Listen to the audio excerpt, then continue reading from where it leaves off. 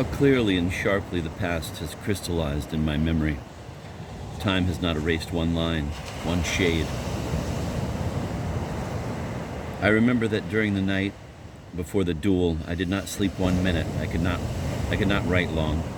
A secret restlessness had taken possession of me. For an hour or so I paced the room. Then I sat down and opened a novel by Walter Scott, which lay on my table. It was The Scottish Puritans. At first I read with an effort, but then I lost myself in it, carried away by the magic fantasy. Could it be that in the next world, the Scottish bard is not paid for every glad minute that his book gives?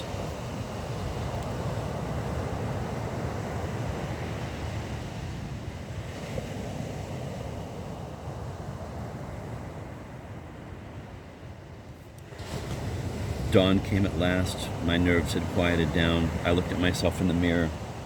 A dull pallor was spread over my face, which bore the traces of painful insomnia. But the eyes, although surrounded by brown shadows, glittered proudly and inflexibly. I was satisfied with myself.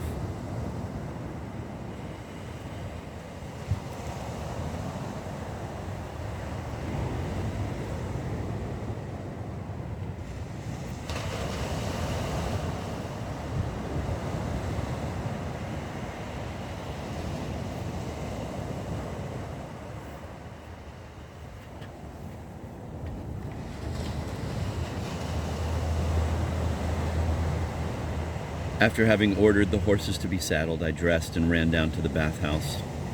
As I immersed myself in the cold ebullience of Narzan water, I felt the forces of my body and soul return. I emerged from the bath, refreshed and braced up as if I were about to go to a ball. Try to say after this that the soul is not dependent on the body.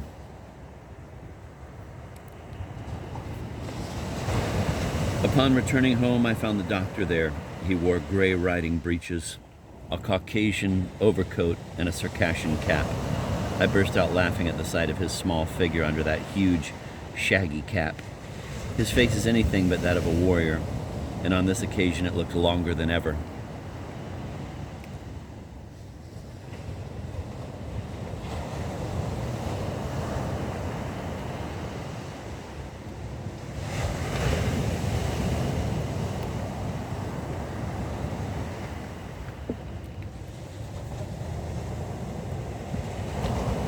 "Why are you so sad, Doctor?" I said to him. "Haven't you seen people off on their way to the next world with the greatest indifference 100 times before?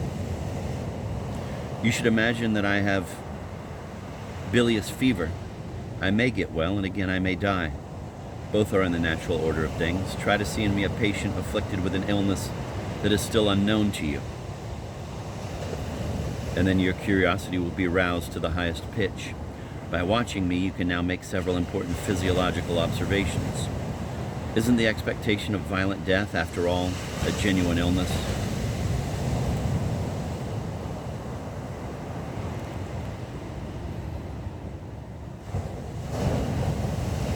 This thought impressed the doctor, and he cheered up.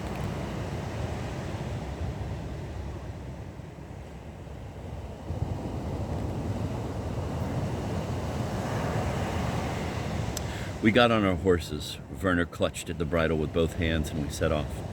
In a twinkle, we had galloped past the fort by way of the suburb and entered the gorge along which the road wound, half choked with tall grasses, and constantly crossed and recrossed by a loud brook, which had to be forded, to the great dismay of the doctor, for every time his horse stopped in the water.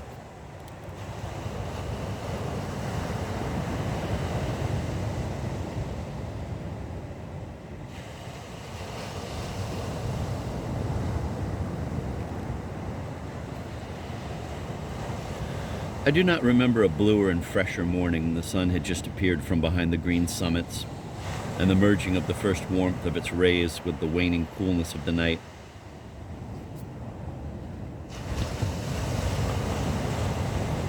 pervaded all one's senses with a kind of delicious languor.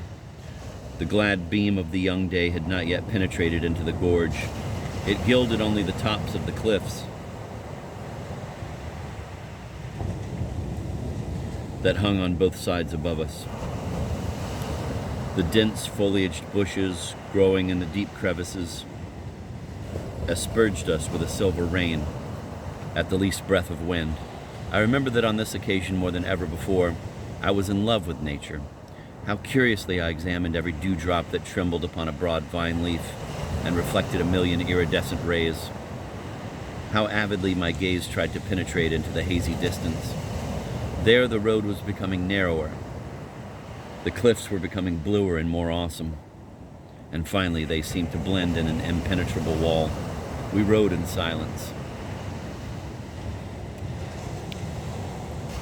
"Have you made your will?" Werner suddenly asked. "No."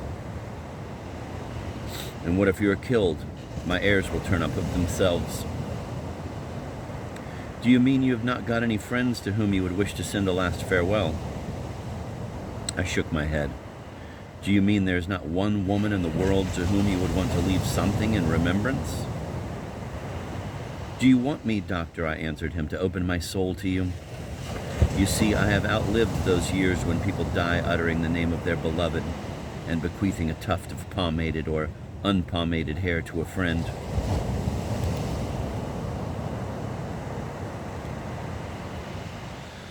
When I think of near and possible death, I am thinking of myself only. Some people don't do even that. Friends who tomorrow will forget me, or worse, will saddle me with goodness. Goodness knows what fictions. Women who, while embracing another, will laugh at me so as not to make him jealous of a dead man. What do I care for them all? Out of life's storm I carried only a few ideas and not one feeling. For a long time now I have been living not with the heart, but with the head. I weigh and analyze my own passions and actions with stern curiosity, but without participation.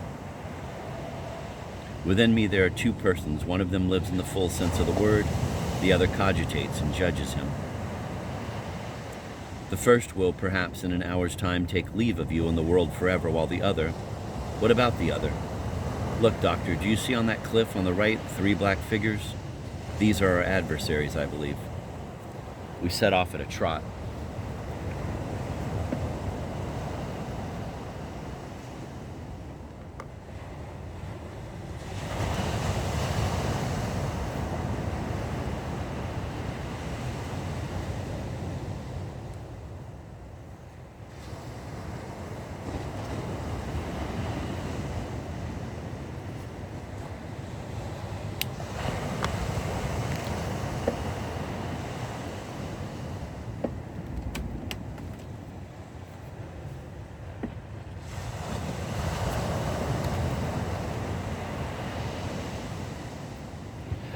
In the bushes at the foot of the cliff, 3 horses were tied. We tied our horses there too, and clambered up a narrow path to a flat ledge, where Grushnitsky was awaiting us with the captain of dragoons and his other second, whose name and patronymic were Ivan Ignatievich. I never learned his surname. "We have been expecting you for a long time," the captain of dragoons said with an ironic smile. I took out my watch and showed it to him. He apologized, saying that his was fast. For several moments there was an awkward silence. At last the doctor broke it by addressing himself to Grushnitsky. "It seems to me," he said, "that both parties having shown their readiness to fight, and having thus satisfied the demands of honor, you might, gentlemen, talk matters over and close the affair amicably." "I'm willing," I said. The captain gave Grushnitsky a wink, and he, thinking that I was scared, assumed a proud air, although up till then a dull pallor had been spread over his cheeks. For the first time since we had come, he raised his eyes to look at me. But in his glance there was some kind of perturbation betraying an inner struggle. "Explain your terms," he said, "and whatever I can do for you, you may be assured. Here are my terms. This very day you will publicly retract your slander and will apologize to me." "Sir, I am amazed that you dare offer such things to me." "What else could I offer you?" "We shall fight."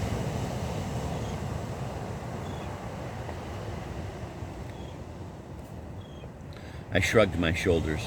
"As you please, but consider, one of us will certainly be killed. My wish is that it may be you."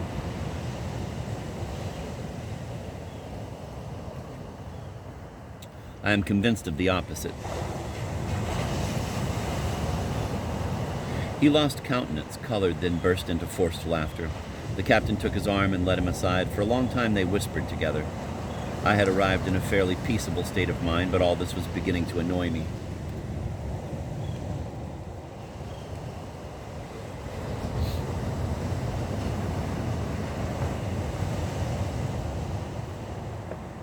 The doctor came up to me. "Listen," he said with obvious anxiety, "you must have forgotten about their plot. I do not know how to load a pistol, but in the present case, you are a strange fellow. Tell them that you are aware of their intention, and they will not dare. What is the sense of this? They'll bring you down like a bird. Please don't worry, doctor, and wait a bit. I shall arrange everything in such a way that on their side there will be no advantage whatever. Let them hugger-mugger a little." "Gentlemen, this is becoming tiresome," I said in a loud voice. "If we are to fight, let us fight. You had plenty of time to talk it over yesterday." "We are ready," answered the captain. "To your places, gentlemen. Doctor, have the kindness to measure off 6 paces."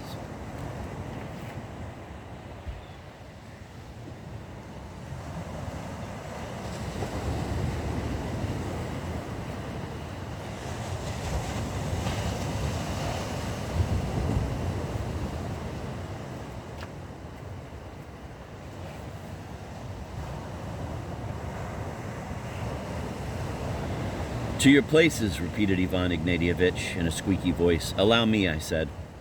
"There's one further condition. Since we are going to fight to the death, we should do everything possible to keep the matter secret and to avoid our seconds being held responsible. Do you agree?" "We completely agree." "Well, this is what I have thought up. Do you see at the summit of that sheer cliff on the right a narrow bit of flat ground? There is a drop of about 300 feet or more from there. Below there are sharp rocks. Each of us will take his stand on the very edge of the shelf, and in this way even a light wound will be fatal. This must be in keeping with your desire for you stipulated yourself, a distance of 6 paces.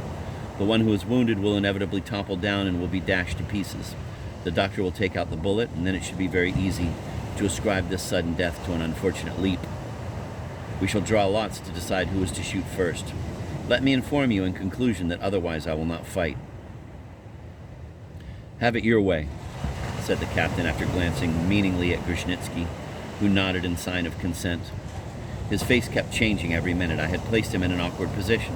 Had we fought under ordinary conditions, he might have aimed at my leg, wounded me lightly and satisfied, in this way, his thirst for revenge without burdening his conscience too heavily. But now he had either to discharge his pistol into the air or become a murderer, or lastly, abandon his vile plan and expose himself to equal danger with me. At this moment, I would not have wished to be in his place. He led the captain aside and began to say something to him with great heat. I saw his livid lips tremble, but the captain turned away from him with a contemptuous smile. "You're a fool," he said to Grushnitsky, rather loudly. "You do not understand anything. Let us go, gentlemen."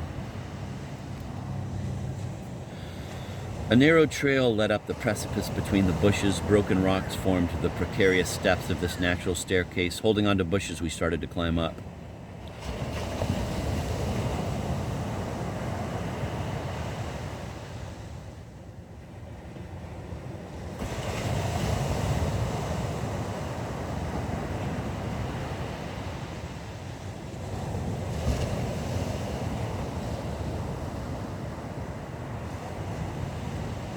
Grushnitsky was in front, behind him were his seconds, and after them came the doctor and I. "I am amazed at you," said the doctor, giving my hand a strong squeeze. "Let me feel your pulse. Oh, it's feverish. But nothing shows in your face, only your eyes shine brighter than usual."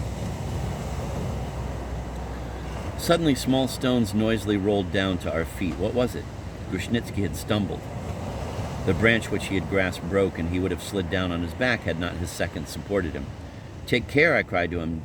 "Don't fall beforehand. It's a bad omen. Remember Julius Caesar." Presently we reached the top of the jutting cliff. Its flat surface was covered with fine sand as if made especially for a duel.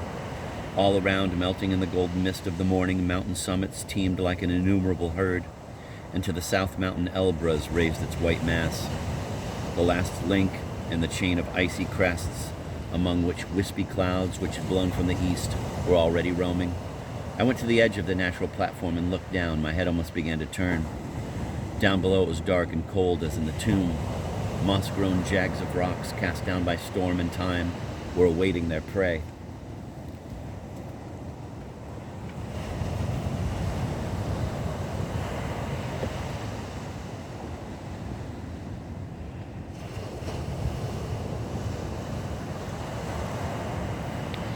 The platform on which we were to fight presented an almost regular triangle. 6 paces were measured off from the jutting angle, and it was decided that he who would have to face first his foe's fire should stand at the very apex with his back to the chasm. If he were not killed, the principals were to change places. I decided to give Grushnitsky every advantage. I wished to test him. A spark of magnanimity might awaken in his soul, and then everything would turn out for the best. But vanity and weakness of character were to triumph. I wished to give myself the full right to show him no quarter, if fate spared me. Who has not concluded similar agreements with his conscience? "Spin the coin, doctor," said the captain. The doctor took out of his pocket a silver coin and held it up. "Tails," cried Grushnitsky hurriedly, like a man who's been suddenly awakened by a friendly nudge. "Heads," I said. The coin soared up and fell with a tinkle. Everyone rushed toward it. "You're lucky," I said to Grushnitsky. "You are to fire first. But remember that if you do not kill me, I shall not miss. I give you my word of honor."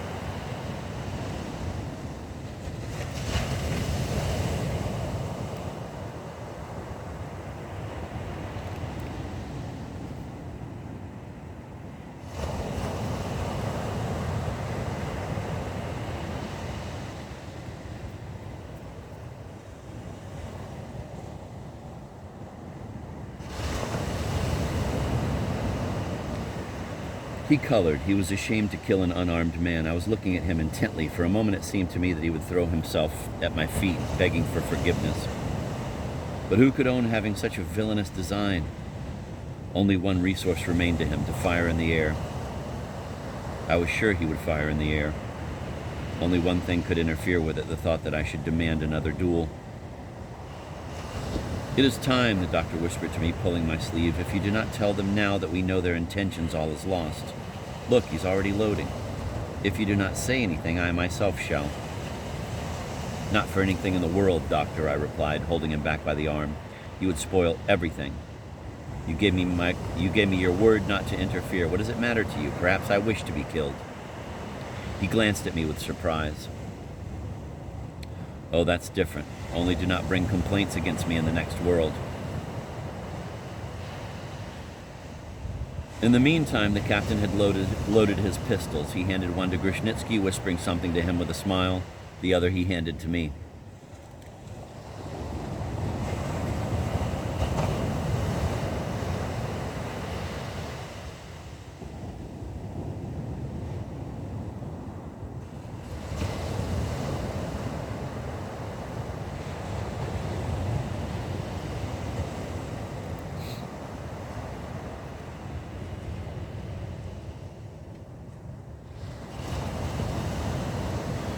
I took my stand at the apex of the platform, bracing my left foot firmly against the rock and leaning forward a little so as not to fall backward in the case of a light wound.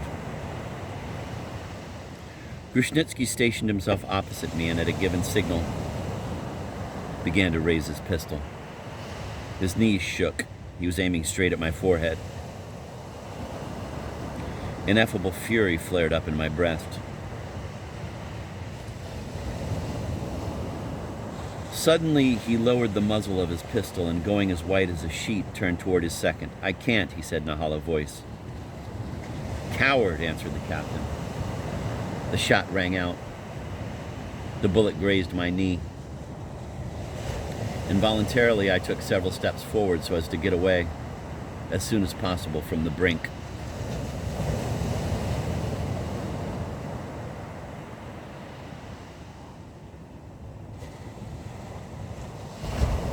"Well, friend Grushnitsky, it's a pity you've missed," said the captain. "Now it's your turn. Take your stand. Embrace me first. We shall not see each other again." They embraced. The captain could hardly keep himself from laughing. "Have no fear," he added with a sly glance at Grushnitsky. "All's nonsense on earth. Nature is a ninny, fate is a henny, and life is a penny. After this tragic phrase delivered with appropriate dignity, he withdrew to his place. Ivan Ignatievich, with tears, likewise embraced Grushnitsky, and now he was left alone facing me. To this day, I try to explain to myself what kind of feeling was boiling then in my breast. It was the irritation of injured vanity and contempt and wrath which arose at the thought that this man, now looking at me with such confidence and such calm insolence, had tried 2 minutes before, without exposing himself to any danger, to kill me like a dog, for if I had been wounded in the leg a little more severely, I would have certainly fallen off the cliff.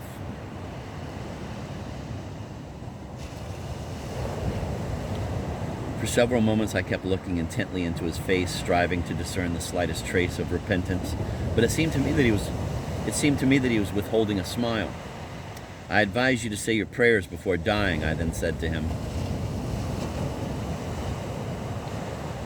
Do not worry about my soul more than you do about your own. One thing I ask of you, shoot quickly. And you do not retract your slander? You do not ask my pardon? Think well, does not your conscience say something to you? Mr. Pechorin, cried the captain of dragoons, you are not here to hear confession. Allow me to tell you, let us finish quickly. Otherwise somebody may come driving through the gorge and see us.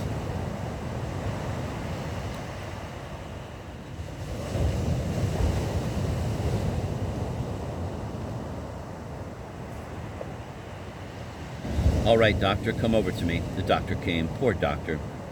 He was paler than Grushnitsky had been 10 minutes before. I spaced on purpose the following words, pronouncing them loudly and distinctly, the way a death sentence is pronounced.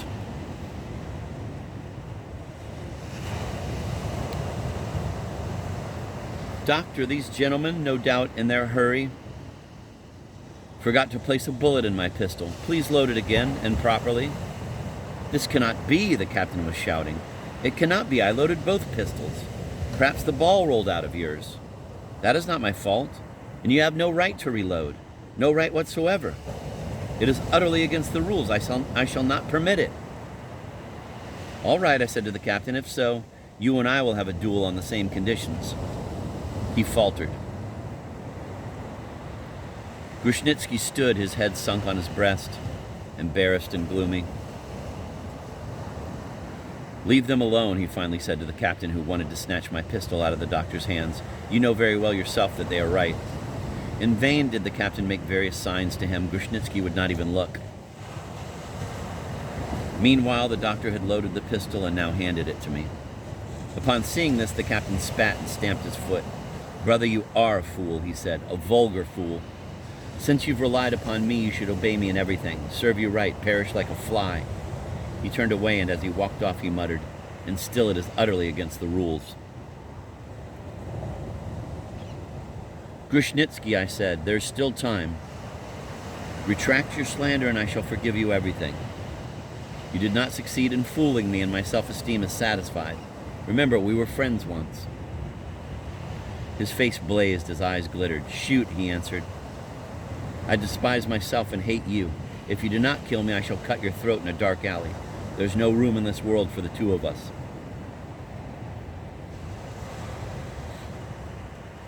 I fired. When the smoke dispersed, Grushnitsky was not on the ledge.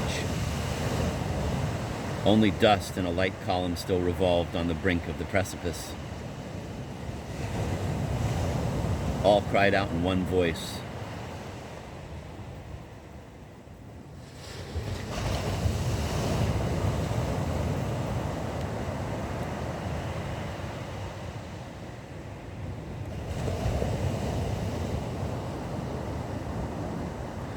Finita la commedia, I said to the doctor.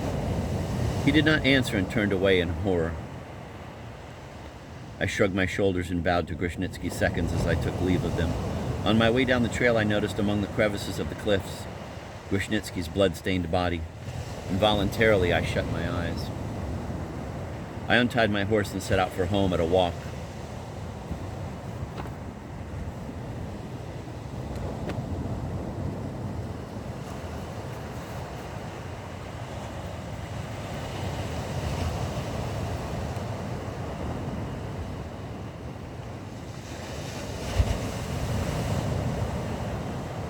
A stone lay on my heart. The sun seemed to me without luster. Its rays did not warm me. Before reaching the suburb, I turned off to the right down the gorge. The sight of a human being would have been burdensome to me. I wanted to be alone. With slack reins, my head sunk on my breast, I rode a long while. At last I found myself in a spot that was completely unknown to me. I turned my horse around and began to look for the road. The sun was already setting when I reached Kislovodsk, exhausted, on an exhausted horse.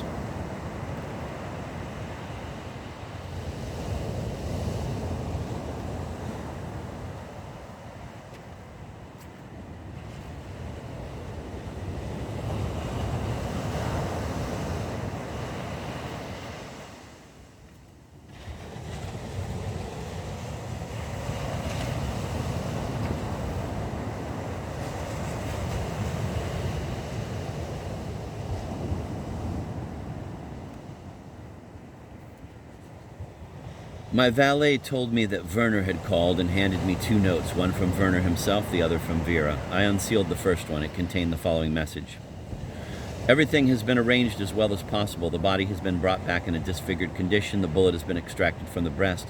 Everybody believes that his death had been caused by an accident. Only the commandant, to whom your quarrel was probably known, shook his head but said nothing. There are no proofs against you whatsoever, and you can sleep in peace, if you can. Goodbye. For a long time, I could not make myself open the second note. What could she tell me? A heavy presentiment agitated my soul. Here it is, this letter, whose every word is indelibly graven in my memory.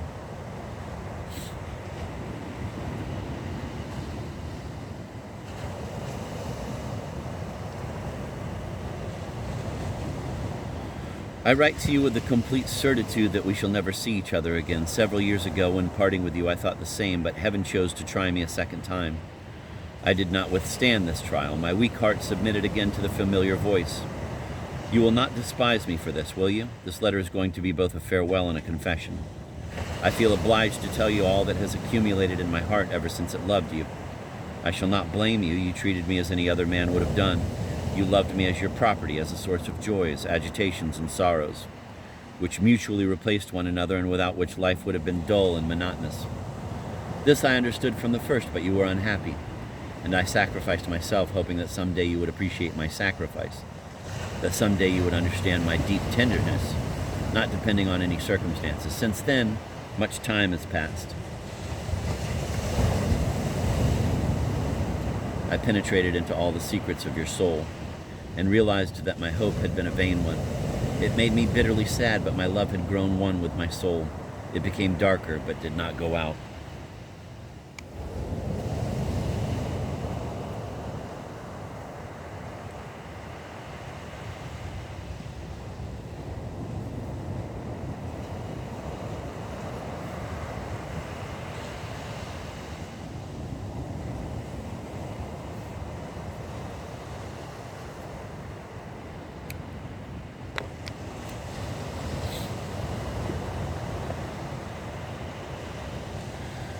We part forever, yet you may be sure that I shall never love another. My soul has spent upon you all its treasures, its tears and hopes. She who has loved you once cannot look without a certain contempt on other men. Not because you are better than they, oh no, but because there is something special about your nature, peculiar to you alone, something proud and mysterious. In your voice, whatever you may be saying, there is unconquerable power. None is able to desire so incessantly to be loved.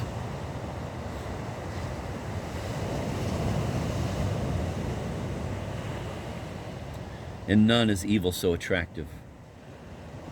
The gaze of none promises so much bliss. None knows better to use his advantages, and none can be so genuinely unhappy as you, because none tries so hard to convince himself of the contrary.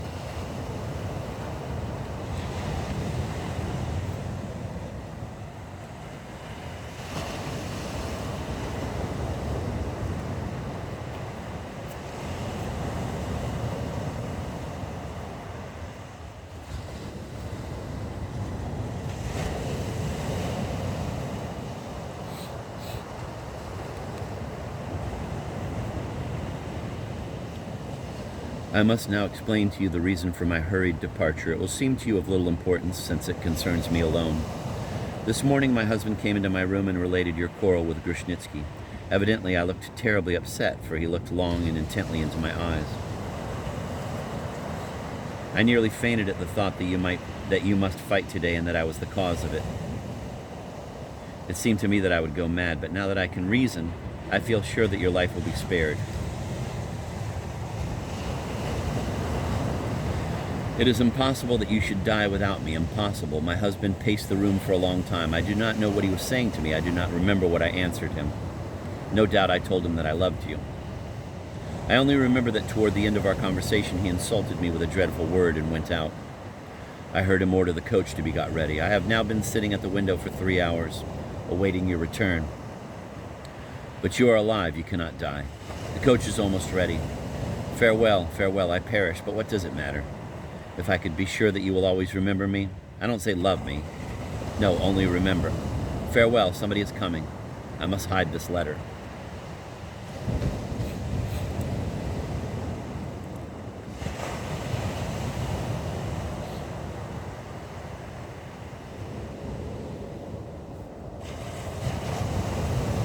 You do not love Mary, do you?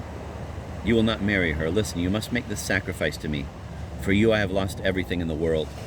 Like a madman, I rushed out onto the porch, jumped on my Circassian horse, which was being promenaded in the yard, and galloped off. At full speed on the road to Piatigorsk, unmercifully I urged my exhausted steed, which, snorting and all covered with foam, carried me swiftly along the stony road.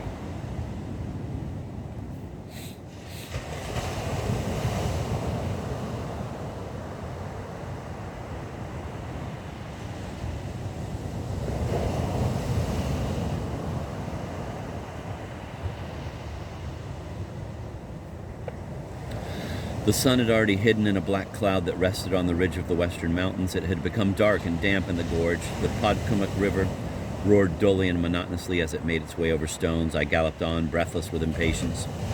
The thought of arriving in Piatigorsk too late to find her beat like a hammer on my heart. To see her for 1 minute, one more minute, say goodbye to her, press her hand.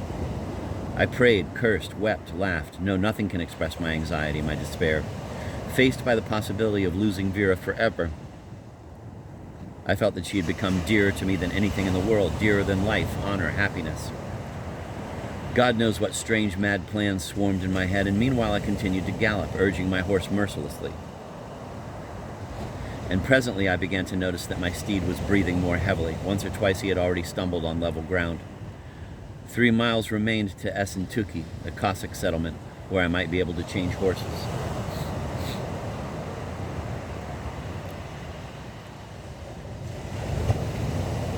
Everything would have been saved had my horse's strength lasted for another 10 minutes. But suddenly, as we emerged from a small ravine at the end of the defile, where there was a sharp turn, he crashed onto the ground. I nimbly jumped off, tried to make him get up, tagged at the bridle in vain. A hardly audible moan escaped through his clenched teeth. A few minutes later, he was dead. I remained alone in the steppe, my last hope gone. I tried to proceed on foot. My legs gave way under me, worn out by the agitations of the day and by insomnia. I fell on the wet grass and began crying like a child.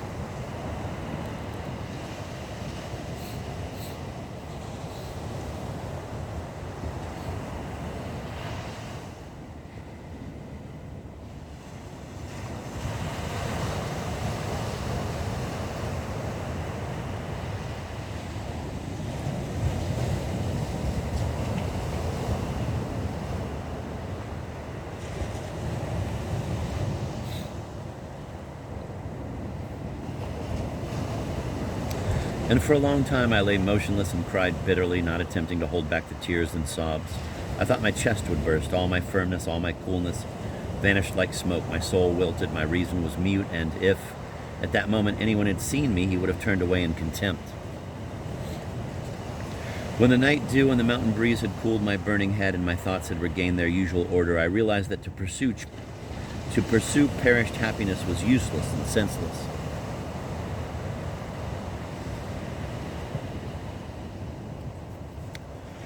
What was it that I still needed? To see her? What for? Was not everything ended between us? One bitter farewell kiss would not enrich my memories. And after it, we would only find it harder to part. Yet it pleases me that I am capable of weeping. It may have been due, however, to upset nerves, to a sleepless night, to a couple of minutes spent facing the muzzle of a pistol, and to an empty stomach.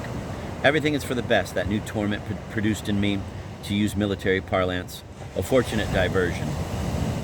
Tears are wholesome, and then probably if I had not gone for that ride and had not been compelled to walk 10 miles home, that night too sleep would not have come to close my eyes. I returned to Kislovodsk at 5 in the morning, threw myself on my bed, and slept the sleep of Napoleon after Waterloo.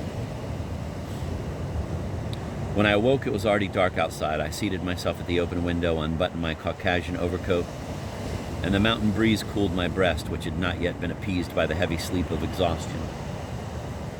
Far away beyond the river, through the tops of the dense lime sheltering it, there flickered lights in the buildings of the fort and of the suburb. Around the house all was quiet. The princess's house was in darkness.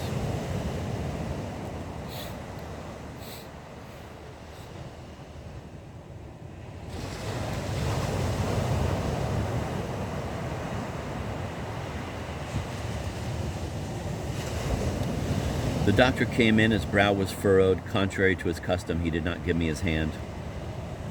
"Where do you come from, doctor?" "From the Princess Ligovskoy. Her daughter is ill, a nervous breakdown. However, that is not the matter, but this is. The authorities are suspicious, and although nothing can be proved positively, I would nevertheless advise you to be more careful. The princess told me today that she knows you fought a duel over her daughter. She learned it all from that little old man. What's his name? He witnessed your clash with Grushnitsky at the restaurant. I came to warn you. Goodbye. I suppose we shan't see each other again. You will be transferred somewhere."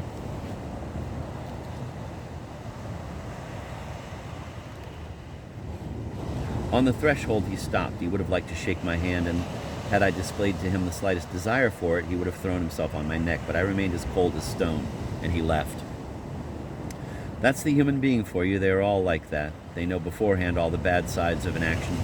They help you, they advise you, they even approve of it, perceiving the impossibility of a different course. And afterwards they wash their hands of it and turn away indignantly from him who had the courage to take upon himself the entire burden of responsibility. They are all like that, even the kindest, even the most intelligent ones.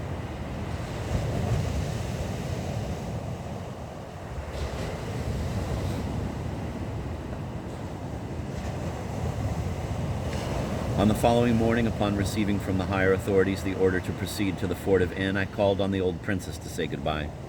She was surprised when, to her question whether I had not anything particularly important to tell her, I answered that I wished her happiness, and so forth. As to me, I must talk to you very seriously. I sat down in silence. It was obvious she did not know how to begin. Her face turned purple, her plump fingers drummed upon the table. At last she began thus, in a halting voice.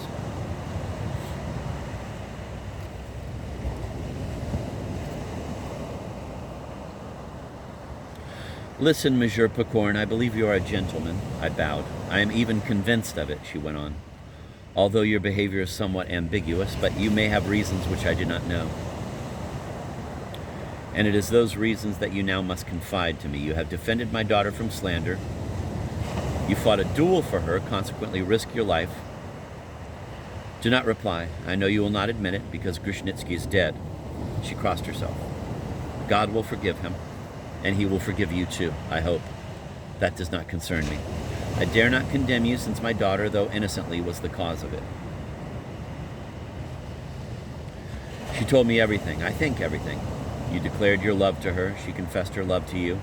Here the princess sighed heavily. But she is ill, and I am certain that it is no ordinary illness.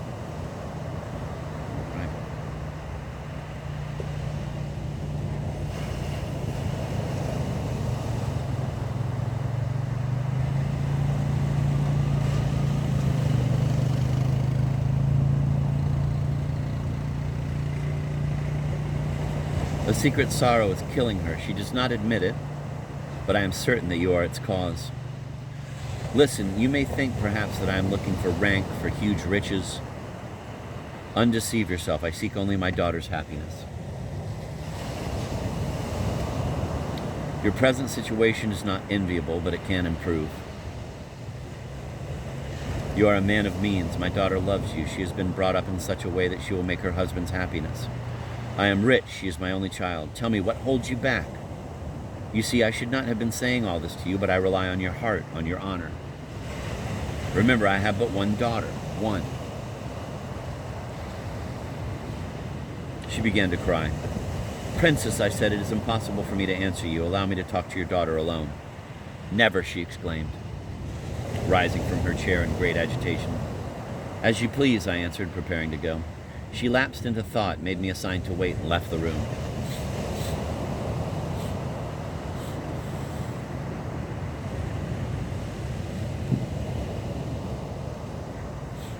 "5 minutes passed. My heart was beating violently, but my thoughts were calm, my head cool. No matter how hard I searched my breast for one spark of love for the charming Mary, my efforts were in vain. Presently the door opened and she came in. Good Lord, how she had altered since I saw her last. And had that been so very long? On reaching the middle of the room, she swayed. I jumped up, gave her my arm, and led her to an armchair. I stood facing her. For a long time we were silent. Her great eyes, filled with ineffable sadness, seemed to seek in my eyes something resembling hope. Her pale lips vainly tried to smile. Her delicate hands, folded in her lap, were so thin and diaphanous that I felt sorry for her.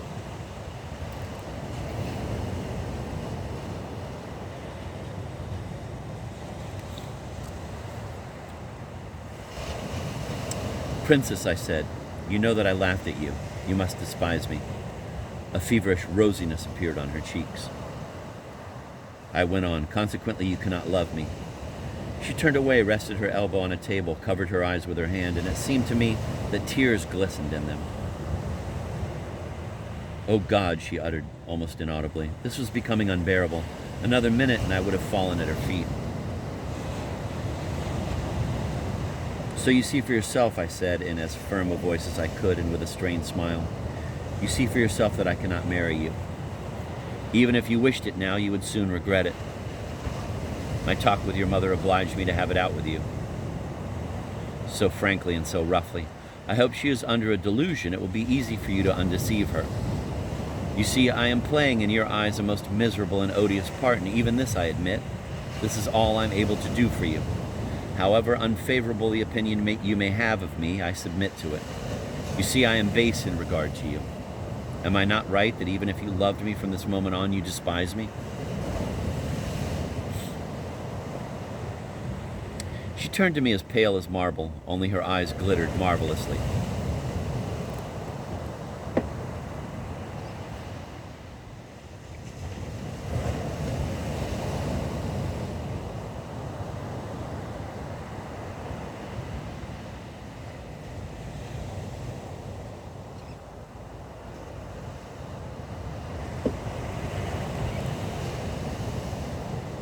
I hate you, she said. I thanked her, bowed respectfully, and left. An hour later, an express troika was rushing me away from Kislovodsk. A few miles before reaching Essentuki, I recognized by the roadside the carcass of my gallant steed. The saddle had been removed, probably by some passing Cossack, and instead of the saddle, there were 2 ravens perched on the dead beast's back. I sighed and turned away. And now here in this dull fort, I often scan the past in thought and wonder why I had not wanted to tread that path which faded open for me, where quiet joys and peace of mind awaited me. No, I would not have got used to such an existence. I am like a sailor born and bred on the deck of a pirate brig. His soul is used to storms and battles, and when cast out on the shore, he feels bored and oppressed, no matter how the shady grove lures him, no matter how peaceful sun shines on him. All day long he haunts the sand of the shore, hearkens to the monotonous murmur of the surf, and peers into the misty distance. Will there not appear there, glimpsed on the pale line separating the blue main from the gray cloudlets, the longed-for sail, at first like the wing of a seagull, but gradually separating itself from the foam of the breakers and, at a smooth clip, nearing the desolate quay?